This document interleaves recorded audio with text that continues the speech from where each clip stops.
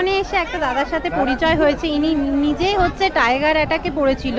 এইটা বাইক কি আছে, এইটা বাইক কি আছে এখন, আর পিঠে একটা এই নাকের নখ রেখেছিল, আর পিঠে একটা নখের দাগ আছে, পিঠেও একটা নখের আছে।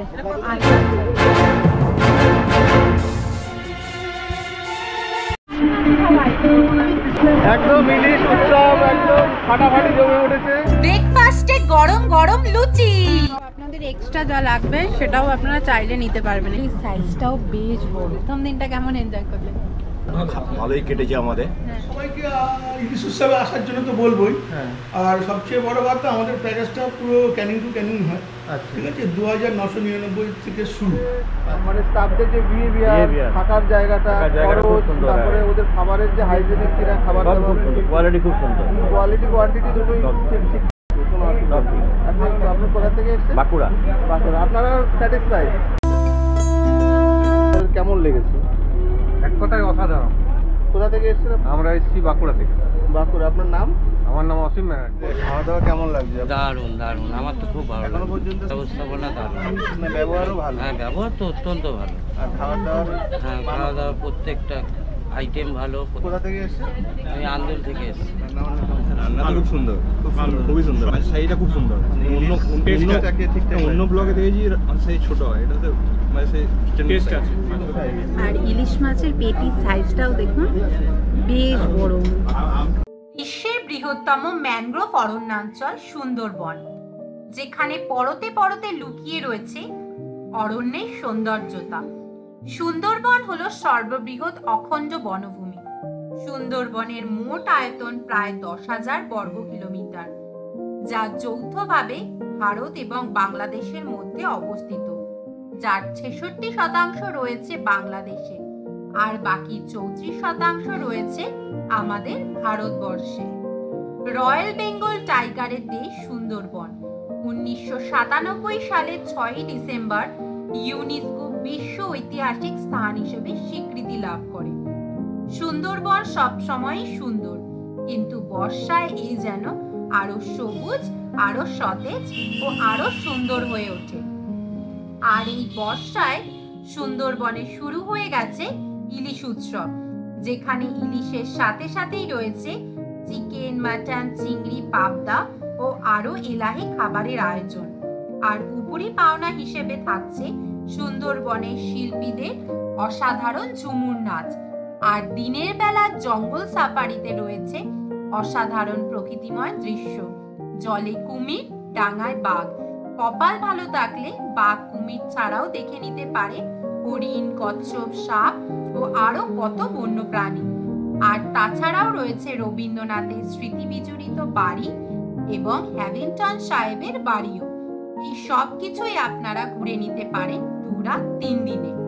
এই সুন্দরবন আপনারা কিভাবে ঘুরতে আসবেন, সুন্দরবন এসে কোথায় থাকবেন, কি কি ঘুরে দেখবেন এবং 2 রাত 3 দিনের খাওয়া দাওয়ার প্যাকেজেই বা কি থাকছে, কত কি খরচ, সমস্ত কিছু ডিটেলস কিন্তু আমার আজকের এই ভিডিওতে থাকবে।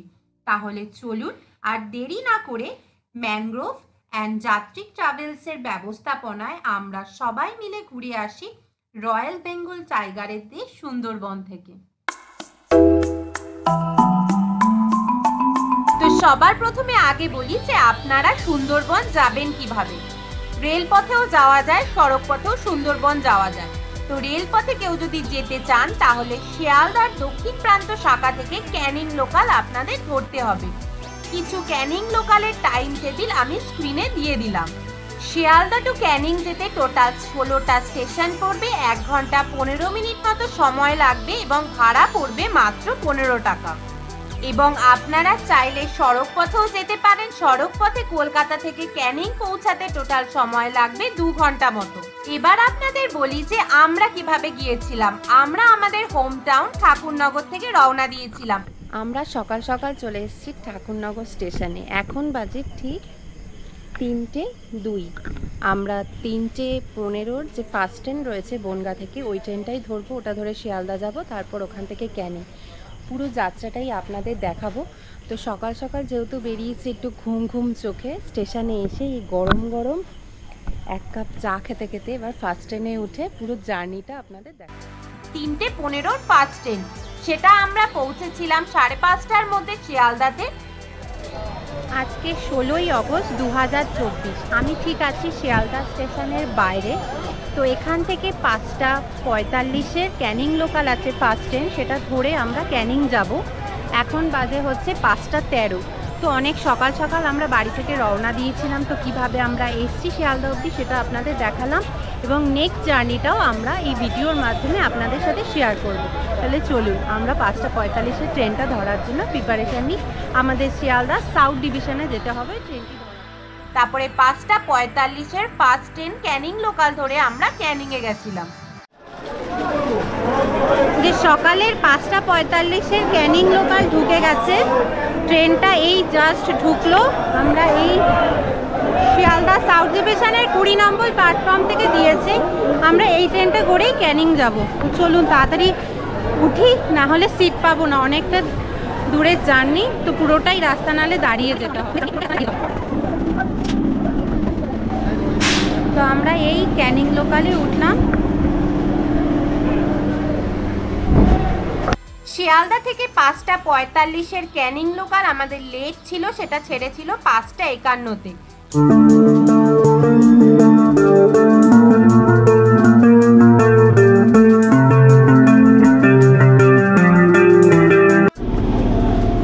তো আমরা এই ক্যানিং স্টেশনে নেমে পড়েছি।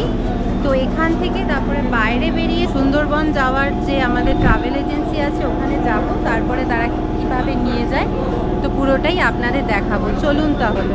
আমরা আজকে ক্যানিং থেকে ম্যানগ্রোভ অ্যান্ড ইয়াত্রিক ট্রাভেলসের ব্যবস্থাপনায় রওনা দেব সুন্দরবন। সুন্দরবন ঘুরতে যাওয়াটা পুরোটাই প্যাকেজ ট্যুরে করাই ভালো, কারণ অনেক জায়গায় পারমিশনের ব্যাপার আছে এবং সবকিছুর অ্যারেঞ্জমেন্ট ওরাই করে দেয়, এবং কম খরচে খুব ভালোভাবে আপনারা সুন্দরবন ঘুরেও আসতে পারবেন। ট্রাভেলসের যিনি ওনার আছেন, তো আমরা সৌভাগ্যবশত ওনাকে এখন পেয়েছি, ম্যানেজারবাবু এখন আসেনি। তো ওনার কাছ থেকে আমরা কিছু বক্তব্য জেনে নেব যে ওনার ট্যুর অ্যান্ড ট্রাভেলসের যে প্যাকেজ এবং এখানকার পুরো ব্যাপার একটু শুনে নেব। তো বলুন, আপনার এই ট্যুরিস্টদের ব্যাপারে আপনার কিছু বলার আছে স্পেসিফিক কিছু, যারা সুন্দরবনে ট্যুরিস্টরা আসছে? স্পেসিফিক বলতে সবাইকে ইলিশ উৎসবে আসার জন্য তো বলবোই। হ্যাঁ। আর সবচেয়ে বড় কথা, আমাদের প্যাকেজটা পুরো ক্যানিং টু ক্যানিং হয়। আচ্ছা, ঠিক আছে, 2,999 থেকে শুরু। আচ্ছা আচ্ছা, আর আপ টু 4,500 পর্যন্ত। আচ্ছা আচ্ছা। এবারে এসি নন এসি রুমের ব্যাপারের জন্য এই রেটটা একটু এদিক ওদিক হয়। আচ্ছা আচ্ছা, আপনাদের কি ওই প্যাকেজের মধ্যে কি কি আছে শর্টে কি একটু এ টু জেড সব আছে, খাওয়া, fooding, lodging, travelling, permission, guide, cultural programme, সমস্ত কিছুই আছে। সমস্ত কিছুই আর আছে। ফুডিং যেটা আছে সেটা কি মানে ধরুন কেউ যদি ফোন করে বুক করে তাহলে আগে থেকে কি আপনারা ফুডিং এর লিস্ট দিয়ে দেন? হ্যাঁ, অবশ্যই অবশ্যই। এবার সেই সিজনে কি আছে? মানে ভেজ নন ভেজ সমস্ত কিছুই অ্যাভেলেবল আছে। বেসিক্যালি নন ভেজটাই আমাদের আছে, যারা ভেজ খেতে চায় আমাদের বললে তাদের জন্য ব্যবস্থা করে দেওয়া হয়। আর মোটামুটি বুকিং করতে গেলে বুকিং এর অনলাইনে ফোনপেতে টাকা পাঠানো হবে, আর কেউ যদি ডাইরেক্ট অফিসে আসতে চায় এসে বুকিং করতে হবে। আচ্ছা আচ্ছা, তাও মোটামুটি কতদিন আগে থেকে বুকিং করতে হবে? সেটা যে কোনো যতদিন পরে আগে কোনো অসুবিধা নেই। হ্যাঁ, তার ইচ্ছা, গেস্টের ইচ্ছা মতো। পার্টিকুলার নির্দিষ্ট কোনো নেই যে এতদিন আগে বুকিং করতেই হবে। হ্যাঁ, তো আপনাদের এই ট্রাভেল এজেন্সির নাম, আপনার নাম আর ফোন নাম্বারটা একটু বলে তো দিন। আমাদের দ্য রয়্যাল যাত্রী ট্রাভেলস, আমি সুব্রত রায় বলছি। আমার মোবাইল নাম্বার 6296117525। তো এই ট্রাভেল এজেন্সিগুলোর full Canning to Canning package system থাকে। তো আমরা এই ক্যানিং থেকে টোটোতে করে পৌঁছে যাব সোনাখালী ঘাটে। তো আমরা টোটো করে সোনাখালী ঘাটের কাছে যাচ্ছি। তো ওখান থেকেই আমাদের বোট আছে। তো এখান থেকে 16 কিলোমিটার, প্রায় 40 মিনিট মতো সময় লাগবে টোটোতে যেতে।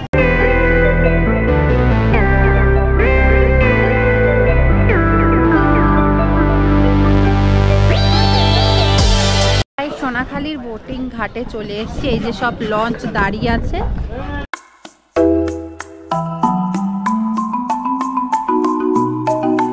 এখানে প্রত্যেকটা বোটের এক একটা নাম রয়েছে।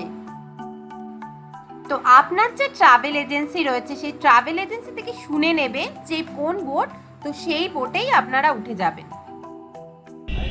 এই যে এটা হচ্ছে আমাদের বোট মা ফিরোজা। তো আমরা এই বোটেই উঠবো।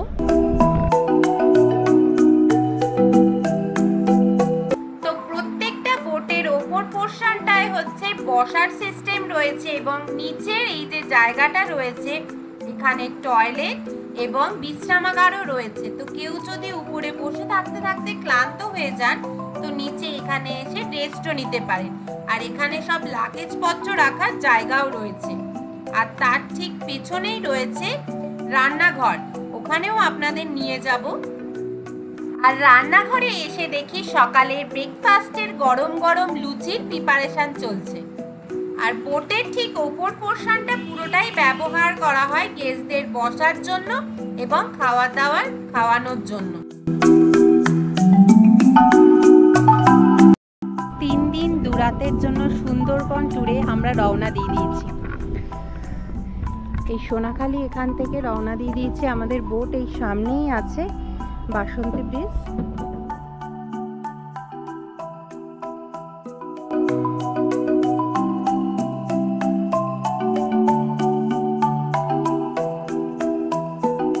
তো আমাদের বোট সোনাখালি থেকে ছাড়তে না ছাড়তেই চলে আসলো গরম গরম লুচি, আলুর দম এবং রসগোল্লা ব্রেকফাস্টে। ইয়াম্মি।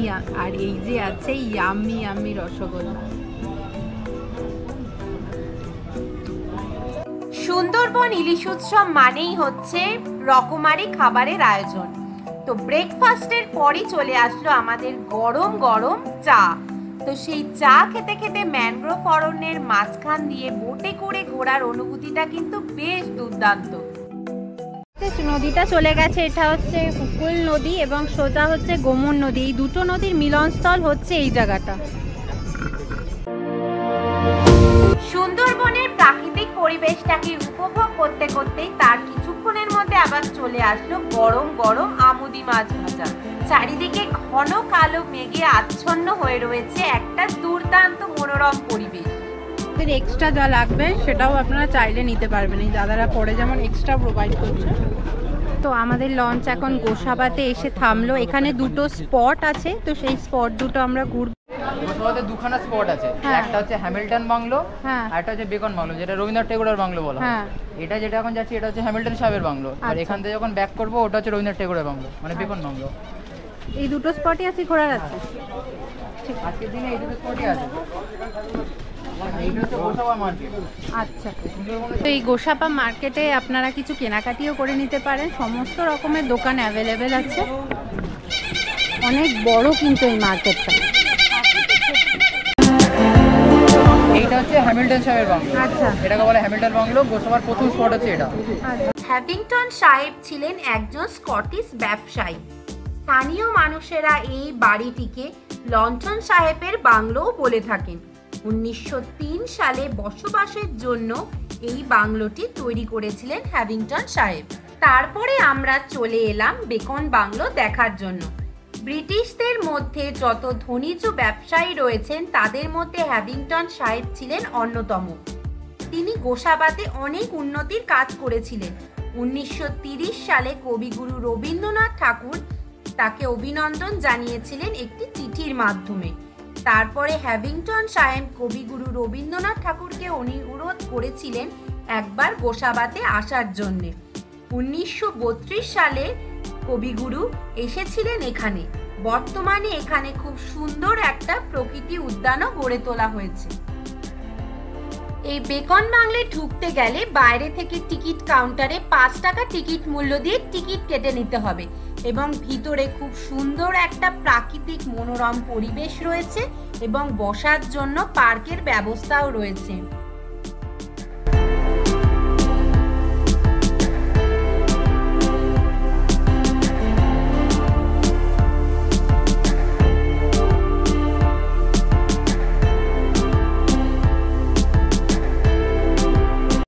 গোসাবা আমাদের ঘোরা হয়ে গেলে তারপরে আবার আমরা লঞ্চে উঠে পড়লাম। এবার আমাদের প্রথম দিনের লাঞ্চের টাইম এসে গেছে। তো রান্নাঘরে গিয়ে দেখি আজকে লাঞ্চের মেনুতে কি কি আছে। বর্ষার ইলিশ উৎসব মানে ইলিশের আইটেম তো থাকবেই। ইলিশ পাতুরির সাথে সাথে রয়েছে চিংড়ি মাছের মালাইকারি এবং আরও অন্যান্য রকমারি খাবার দাবার। তাই আর দেরি না করে তাড়াতাড়ি উপরে গিয়ে ডাইনিংয়ে বসে পড়লাম চটপট করে লাঞ্চ করার জন্য। সুন্দরবনের ইলিশ উৎসবে আমরা চলে এসেছি। তো প্রথম দিনের লাঞ্চের মেনুতে আছে আমাদের গরম গরম ভাত, তার সাথে লেবু, লঙ্কা, ডাল, আলু ভাজা, ইলিশ মাছের মাথা দিয়ে কচুর শাক, এখানে চিংড়ি মাছের মালাইকারি, আর এটা হচ্ছে আজকে শো স্টপার ইলিশ পাতুরি। তো প্রত্যেকটা খাবারই খাবো, খেয়ে দেখবো যে কোনটার কি টেস্ট, সব কিছু রিভিউ কিন্তু আমি আজকে আপনাদের দেবো। আর সুন্দরবন ঘুরতে এসে ম্যানগ্রোভ অরণ্যের মাঝখানে নদীতে লঞ্চে বসে লাঞ্চ করার অনুভূতিটা কিন্তু দুর্দান্ত, জাস্ট ফাটাফাটি, কোনো কথা হবে না। তো পেটে রয়েছে খিদে এবং সামনে এত সুন্দর টেস্টি খাবার দাবার, তাই আর দেরি না করে ঝটপট করে লাঞ্চটা করে নিই, তারপরে আবার আপনাদের সাথে ফিরে আসছি।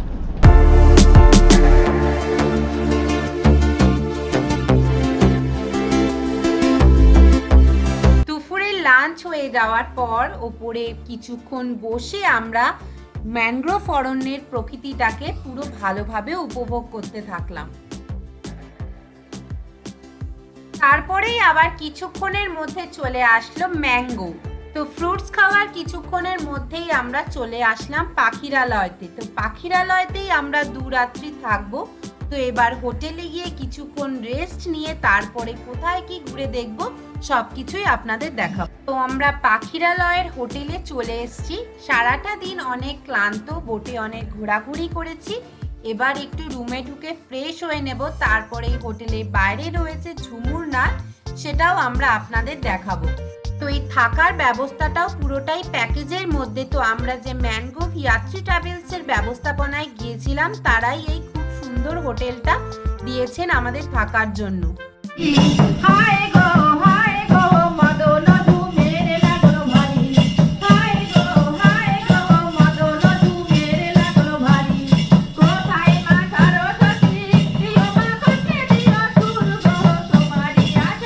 সন্ধেবেলা সাঁওতালি নাচ দেখতে দেখতে সন্ধ্যের টিফিন আমাদের চলে এসছে চিকেন পকোড়া, তার সাথে সস এবং গরম গরম কফি।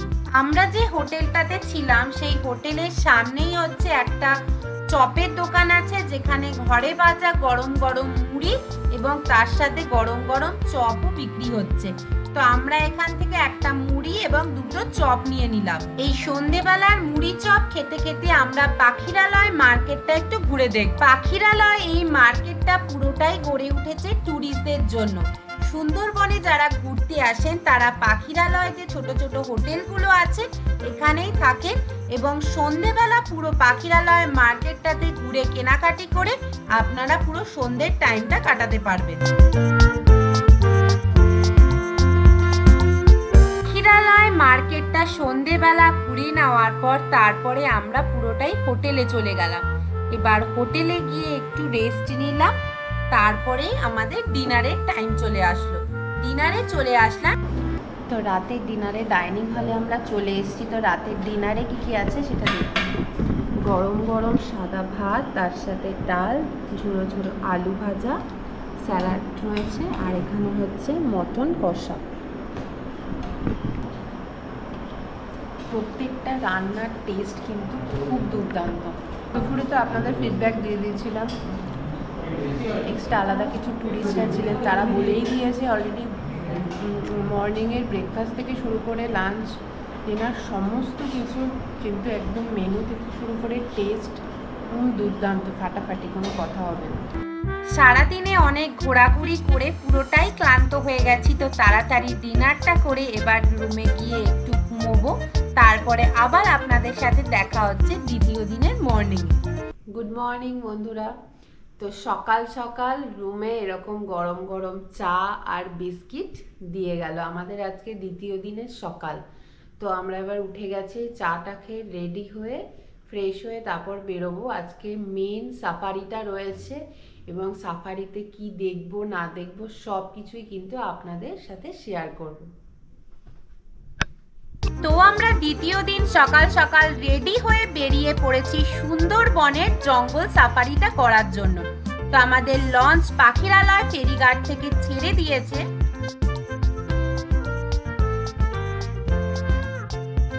তো দ্বিতীয় দিনে প্রথম স্পট আমাদের সজনেখালি। তো সুন্দরবন টাইগার রিজার্ভে সজনেখালিটা আমরা এখানে নামলাম, এই ভিতরে এখন ঢুকছি। তো এখানে আসার আগে আপনারা কিন্তু একটা টুপি বা ছাতা বা স্টিলের জলের বোতল ক্যারি করবেন, প্লাস্টিকের কোনো জিনিস নিয়ে কিন্তু ঢোকা এখানে অ্যালাউ নেই। এই সজনেখালিতে ঢুকলে ঢোকার পর একটা গাইড থাকবে প্রত্যেকটা টিমের সাথে। তো আমাদের সাথেও একজন গাইড ছিলেন, সেই গাইড দাদা বলে দেবে কোথায় কি আছে সমস্ত কিছু। এই যে ঝিলটা রয়েছে, এই ঝিলটার মধ্যে অনেক কচ্ছপ রয়েছে। ওই দেখুন পাড়ের কাছে একটা কচ্ছপ অলরেডি চলেও এসছে। প্রকৃতির ভারসাম্য রক্ষা করার জন্য ফরেস্ট ডিপার্টমেন্ট থেকে এখানে প্রচুর কচ্ছপ ছাড়ে। কিন্তু এই যে স্পিসিসটা রয়েছে এটা মাত্র 35 বছরের বেশি বাঁচে না। ওয়েট প্রায় ম্যাক্সিমাম 30 পর্যন্ত হয় এবং এদের লেন্থ হচ্ছে 60 সেন্টিমিটার। এবং আমাদের এই সমস্ত অ্যাকচুয়ালি যেহেতু ক্রিটিক্যালি এন্ডেঞ্জার্ড সংখ্যায় কমে যাচ্ছে, তাই এখানে ব্রিডিং সেন্টার হিসাবে এটাই বানানো হয়েছে, যেটা ইন্ডিয়ার মধ্যে আমাদের সুন্দরবনের সজনেখালি আর বাংলাদেশে আছে ভায়াওল ন্যাশনাল পার্ক। এই দুটো জায়গাতে এর টাটেল হয়, কিন্তু এই যে প্রজাতির টাটেলটা পৃথিবীর অন্য কোথাও নেই। তো সজনেখালির এটা হচ্ছে চেকিং পয়েন্ট। তো সেই চেকিং পয়েন্টে আমাদের চেকিং করে নেওয়ার পর তারপর আমরা ভিতরে ঢুকে ওয়াচ টাওয়ার এবং কিছু জীবজন্তু আছে সেগুলোও দেখব। এটার নাম হচ্ছে গোল পাতা। অ্যাকচুয়ালি এটা দেখতে কিন্তু সেই নারকেল গাছের মতন পাতা, তার থেকে সামান্য একটু চওড়া পাতাগুলো। পাতার এটা আপনাদের দেখালাম, গাইডও আপনাদেরকে ডিটেলস বললো। এবার আমরা ওয়াচ টাওয়ারের দিকে এগিয়ে যাব।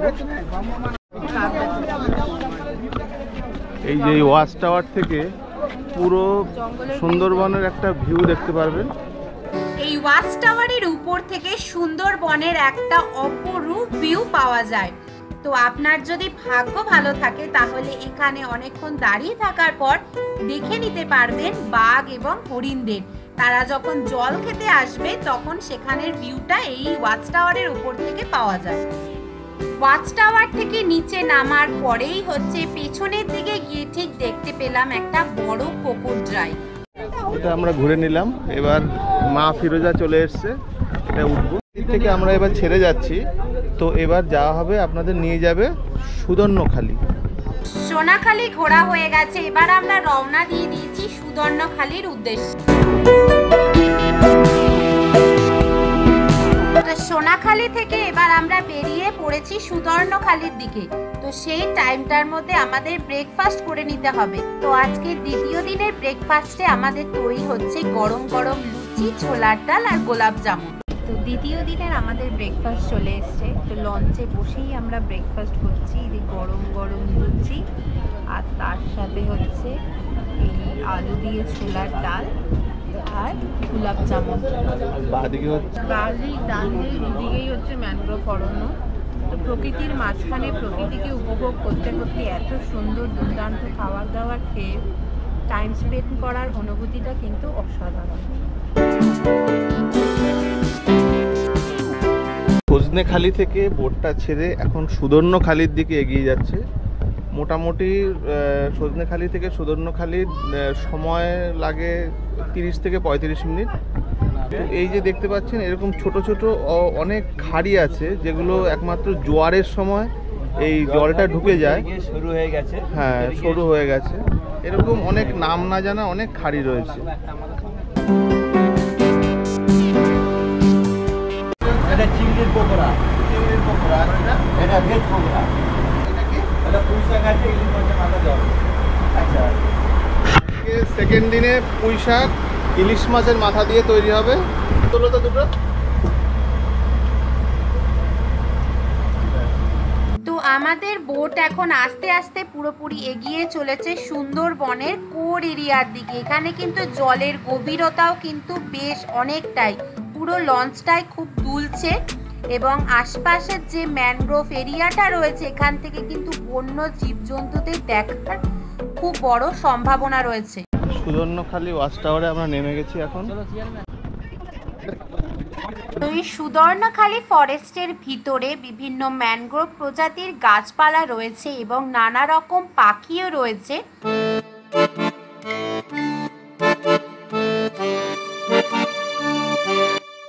সুদর্ণ সুবর্ণখালীর ভিতরেও একটা ওয়াচ টাওয়ার আছে, তো আমরা এখন এই ওয়াচ টাওয়ারের উপরে উঠছি। তো এখান থেকেও সুন্দরবনের পুরো ভিউটা পাওয়া যায়।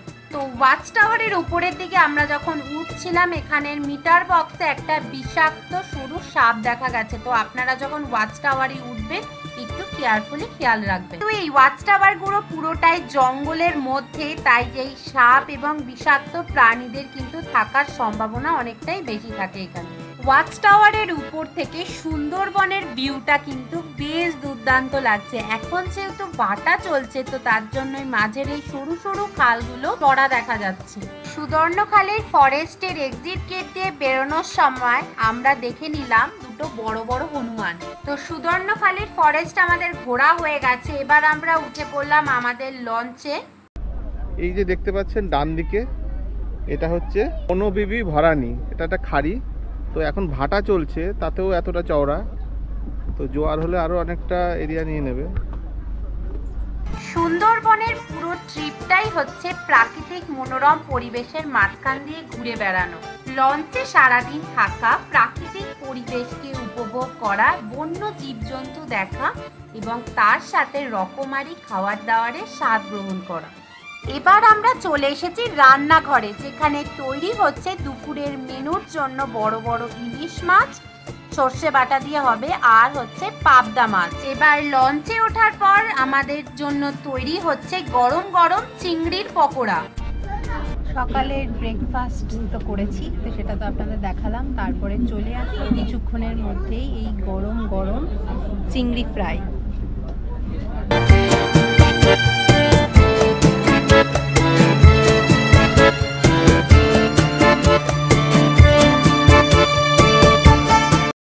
সকালে একটা বেডটি পেয়েছি, নেক্সট একবার বোটে পেয়েছি, আবার এই 3 নম্বর। এবার আমরা নেমে পড়লাম ডোবাকি ক্যাম্প ভ্রমণে। তো আমরা এখন ভেতরে ঢুকবো, ঢুকে ফরেস্টের ভিতরে কি কি বন্য জীবজন্তু দেখা যায় সবকিছুই দেখবো এবং আপনাদেরও দেখাবো। তো এখানে ঘুরতে আসলে কিন্তু ছাতা, টুপি বা জলের বোতল নিয়ে আসতে একদমই ভুলবেন না, যেহেতু পুরোটাই ফরেস্টের মাঝখান দিয়ে যেতে হবে। তো তার জন্য এখানে প্রচন্ড রোদের তাপ রয়েছে। ডোবাকি ক্যাম্পের ভেতরেও রয়েছে একটা ওয়াচ টাওয়ার। তো ডোবাকি ক্যাম্পে নেটের ভিতর দিয়ে হাঁটতে হাঁটতে হঠাৎ করে দূরে চোখে পড়লো দুটো হরিণ হেঁটে বেড়াচ্ছে। তো আমাদের টিমের অনেক মানুষই দেখতে পারেনি, কারণ তারা সামনের দিকে চলে গেছিল। আমরা শেষের দিকে ছিলাম বলে হঠাৎ করে নজর পড়লো হরিণগুলোর দিকে। জানি না ক্যামেরায় কতটা আপনাদের দেখাতে পারছি, কিন্তু ভালো করে খেয়াল করে দেখুন, ওই দূরে হরিণগুলো স্বাচ্ছন্দ্যে বনের মধ্যে খুব আপনভাবে ঘুরে বেড়াচ্ছে। এই ক্যাম্পের ভিতরে বনবিবির মায়ের মন্দিরও রয়েছে। ডোবাকি আমাদের ঘোরা হয়ে গেলে তারপরে আমরা আবার আমাদের লঞ্চে উঠে পড়লাম। লঞ্চ আমাদের আস্তে আস্তে এগিয়ে চলেছে পঞ্চ নদীর মিলনস্থলে। এখন ভাটা চলছে বলে চারিপাশে একটু চর দেখা যাচ্ছে, কিন্তু ভালো করে খেয়াল করে দেখুন, এখানে 5 দিক থেকে 5টা নদী এসে এই জায়গাটাতে মিলিত হয়েছে। তো এবার আমাদের লাঞ্চের টাইম চলে এসছে। লাঞ্চে দ্বিতীয় দিনের লাঞ্চে আমরা চলে এসেছি। তো লাঞ্চের মেনুতে কি কি আছে দেখুন। গরম গরম ভাত, তার সাথে লেবু, লঙ্কা, ডাল, আর এই ডুমো ডুমো করে কাটা আলু পোস্ত দিয়ে ভাজা রয়েছে। এখানে পুঁই শাক, ইলিশ মাছের মাথা দিয়ে, পাবদা মাছ, আর হচ্ছে ইলিশ মাছ তাওয়ার সর্ষে বাটা দিয়ে। খেয়ে দেখি আজকে দ্বিতীয় দিনের লাঞ্চটা। জলপথে এই জাহাজগুলোর মাধ্যমেই ইন্ডিয়া টু বাংলাদেশে জিনিসপত্র আমদানি রপ্তানি হয়। লাঞ্চের পর তারপরে চলে আসলো একটা করে পেয়ারা। কালকে দিয়েছিল আম, আর আজকে দিয়ে দিল একটা করে গোটা পেয়ারা। লাঞ্চের পরে পেয়ারা। আমাদের লঞ্চটা একটা জায়গায় দাঁড়িয়েছিল জল ভরার জন্য। সেখানে পেয়ারা মাখা, আমড়া মাখা, কামরাঙ্গা মাখা বিক্রি হচ্ছিল, তার সাথে সাথে ডাবও। তাই আমরা একটা ডাব কিনে নিলাম খাওয়ার জন্য। দ্বিতীয় দিন ঘুরতে ঘুরতে আমাদের অনেকটাই দেরি হয়ে গেছিল, প্রায় সন্ধে হতে চলেছিল। তাই সন্ধ্যের ইভিনিং স্ন্যাক্সটা আমাদের লঞ্চেই দিয়ে দিয়েছিল, আর সেটা ছিল গরম গরম এগ ডেভিল। তো দ্বিতীয় দিন আমাদের ঘোরাঘুরি করে লঞ্চ থেকে নামতে নামতে প্রায় সন্ধ্যা হয়ে গেছিল। তাই একবারই পাখিরালয় ফেরিঘাটে নেমে পাখিরালয় মার্কেট থেকে ঘোরাঘুরি করে তারপরে আমরা হোটেলে ঢুকে গেলাম।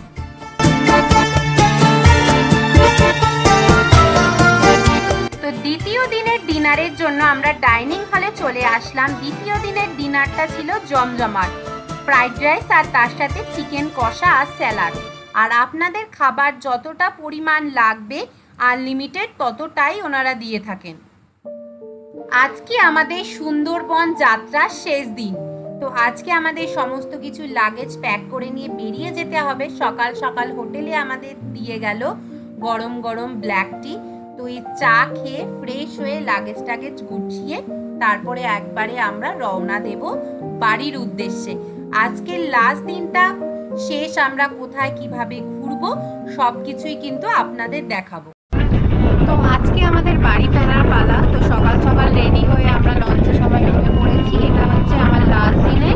আমাদের ব্রেকফাস্টে রয়েছে লুচি, চানা মশলা আর হচ্ছে ডিম সেদ্ধ।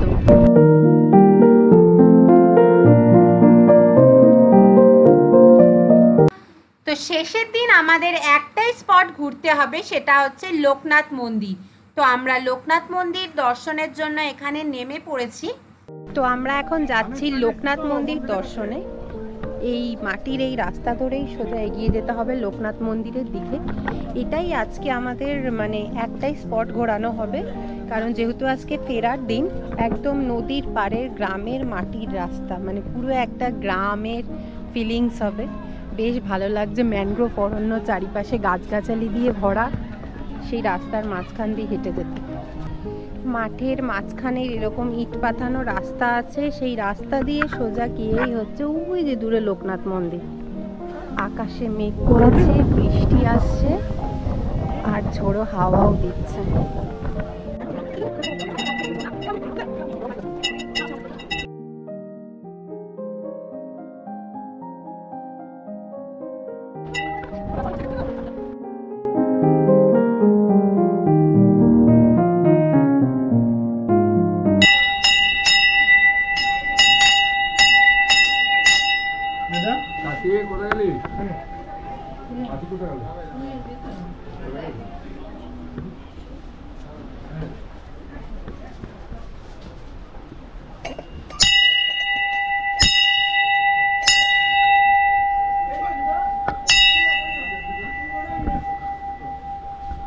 তো আমরা সুন্দরবনে এসে একটা দাদার সাথে পরিচয় হয়েছে। ইনি নিজেই হচ্ছে টাইগার অ্যাটাকে পড়েছিল, তো উনি কিভাবে বেঁচে ফিরেছেন ওনার সমস্ত কিছুটা দেখানো হবে। এই যে পুরো দেখুন, মাথায় পুরো একদম ক্ষতবিক্ষত করে দিয়েছে।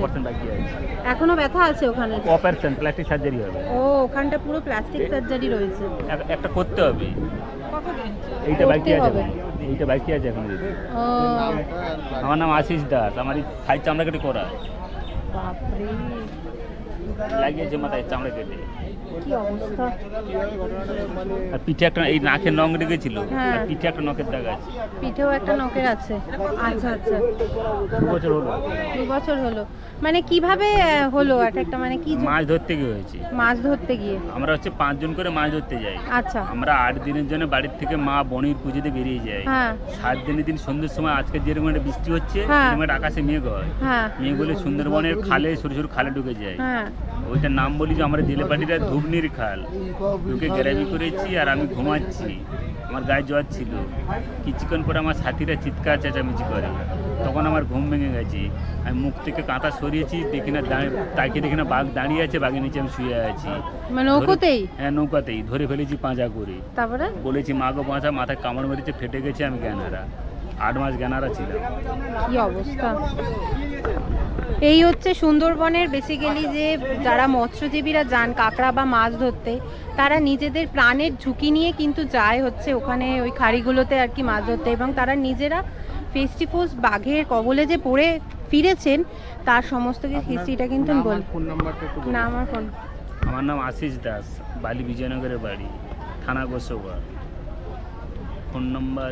থ্যাংক ইউ দাদা, ভালো থাকবেন, সুস্থ থাকবেন। আপনিও ভালো থাকবেন। কি আমরা যখন সেকেন্ড দিনের মেন সাফারিতে বেরিয়েছিলাম তার ঠিক ঘন্টা 2 আগেই মানে যেটা শোনা গেছে যে ছোট নৌকো করে 5-6 জন ওই খাড়ির ভেতরে কাঁকড়া ধরতে গেছিল, তাদের মধ্যে একজনকে অ্যাটাক করে এবং দুর্ভাগ্যবশত ওই দাদাকে বাঁচানো যায়নি।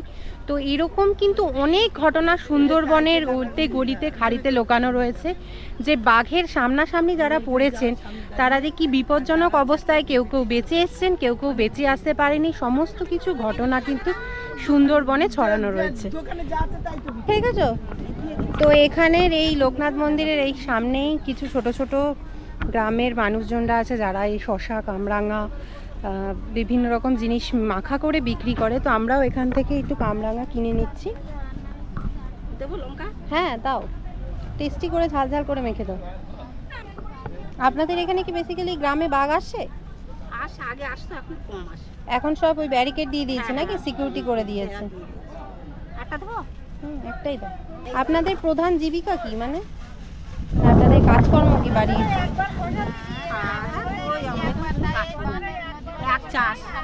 মানে এক চাষ হয়। আচ্ছা, আর সারা বছর এই ছোটখাটো জিনিসপত্র ইনকাম করে? আর বাড়ির আর বাড়ির মানে যারা জঙ্গলে যায় মাছ ধরতে যায় না? আমাদের মাছ নেই, ছেলেরা যায় মাছ মারতে। গতকালকে তো একদম মারা গেছে শুনলাম। আমাদের সব জঙ্গলে মাছ ধরতে যায়। তো অ্যাক্সিডেন্ট হয়ে গেছে। তো এখানকার গ্রামের মানুষদের যেটা কথা সেটা হচ্ছে যে এখানদের এক ফসলই চাষ হয় সারা বছরে, আর এই ছোট ছোট এই খুচরো বিক্রেতা করে তারা খুব কষ্টভাবে দিন যাপন করেন। আর বাড়ির ছেলেরা যায় হচ্ছে ছোট ছোট খাড়ির ভেতরে মাছ, কাঁকড়া ধরতে, খুব রিস্ক নিয়ে প্রাণের। সেখানে বাঘের কবলেও কি কেউ কেউ পড়েন, যেখানে বেঁচে ফিরতে পারেন, কারোর ভাগ্য ভালো থাকলে বেঁচে ফেরেন, আবার কেউ কেউ হয়তো মারাও যায় দুর্ভাগ্যবশত। লোকনাথ মন্দির দেখে লঞ্চে ওঠার পরে শুরু হলো বৃষ্টি, মুষলধারায় বৃষ্টি। বর্ষাকালে ইলিশ উৎসবে এসে ইলিশ মাছ খাওয়ার সাথে সাথে বাইরের প্রাকৃতিক পরিবেশে বৃষ্টির মজাটাকে উপভোগ করতে কিন্তু বেশ মজা লাগছে। তো আজকের আমাদের ইলিশ উৎসবে সুন্দরবনের শেষ দিন। তো শেষ দিনের আজকে আমাদের শো স্টপার হলো ইলিশ বিরিয়ানি। তো তাড়াতাড়ি আমরা লাঞ্চে বসে পড়লাম ইলিশ বিরিয়ানির টেস্টটা নেওয়ার জন্য। হাতে চলে এসছে গরম গরম বিরিয়ানি, তার সাথে একটা বড় ইলিশ মাছের পেটি এবং চিকেন কষা ও স্যালাড। আর বাইরে পুরোপুরি মনোরম পরিবেশ, ঝিরিঝিরি বৃষ্টিও হচ্ছে। ইলিশ বিরিয়ানির পরে তারপরে ঠিক চলে আসলো আমাদের কোল্ড ড্রিঙ্ক। 3 দিনের 2 নাইট 3 ডেজের অনেক স্মৃতি নিয়ে এবার ঘরে ফেরার পালা। সুন্দরবন ট্রিপ আমাদের বেশ ভালোই হলো। 2 দিন আমরা বৃষ্টি পাইনি, তবে শেষ দিন এখন আমরা যে নামলাম সোনাখালী ঘাটে, তো এখানে প্রচণ্ড বৃষ্টি হচ্ছে এবং আমরা সুন্দরবনের একটা স্মৃতি নিয়ে এখন বাড়ি ফিরছি।